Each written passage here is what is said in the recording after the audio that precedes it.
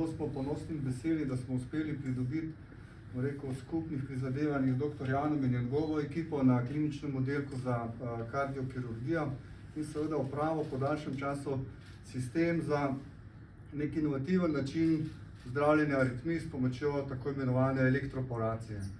Zdaj, če lahko zelo na kratko na začetku samo nekaj besed o tem, kaj pravzaprav pomeni zdravljenje aritmij s pomočjo kateterske ablacije. Pravzaprav pri tem gre za to, da na nek zelo omejen, nadzorovan način povzročimo majhno poškodbo na steni srčne votline in na ta način uničimo žarišče ali pa zamejimo žarišče, ki povzroča aritmije. Zdaj, pri konvencionalnih metodah, ki jih uporabljamo sedaj in jih bomo seveda tudi v bodoče, to naredimo tako, da ta majhen področje segrevamo ali pa hladimo. Pri metodi elektroporacije gre pa za to, da na nek ozek področje dovedemo zelo kratke, nekaj milisekundne, visoko napetostne pulze napetosti električne.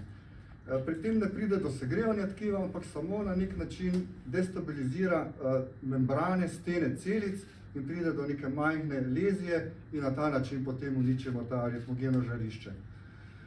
Kaj so prednosti te metode? Načeloma je v povprečju lahko metoda seveda krajša, zato je poseg tudi krajši v primerjavi z konvencionalnimi metodami. Dodatna dobrobit je, da pri tem, vsaj po do sedaj razpoložljivih podatkih, naj ne bi prišlo do poškodbe organov, ki ležijo v okolici srca. Tukaj mislimo predvsem na živec, ki oživčuje prepono in pa požiralnik.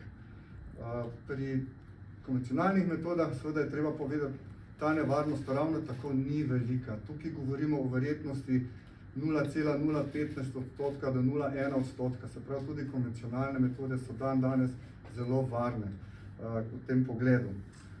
Zdaj, sistem, ki smo ga uspeli pridobiti, je v redno klinično uporabo naša inštitucija pridobila kot eden izmed prvih centrov v širši regiji.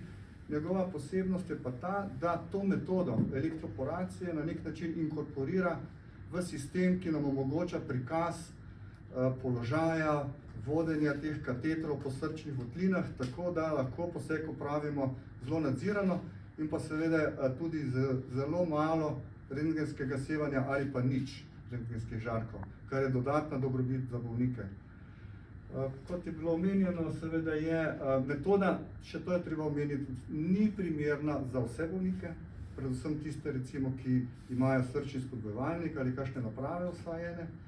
In pa tudi ta trenutek za to metodo ne moremo zdraviti vseh aritmij.